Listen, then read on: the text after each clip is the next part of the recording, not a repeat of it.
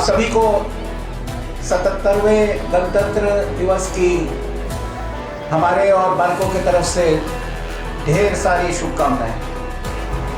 उत्पादन के साथ साथ हम सर्वांगीण विकास में विश्वास रखते हैं और इसी के तहत ये सब कार्य कर रहे हैं। हमारे हॉस्पिटल में भी नई नई सुविधाएं आ रही हैं और मुझे बहुत खुशी है जिस तरह से, जिस उत्साह के साथ ये गणतंत्र दिवस के लिए आप सभी यहाँ उपस्थित है। ये दिखाता है कि कितना राष्ट्र प्रेम बाल्को निवासी और कोरबा निवासियों में है।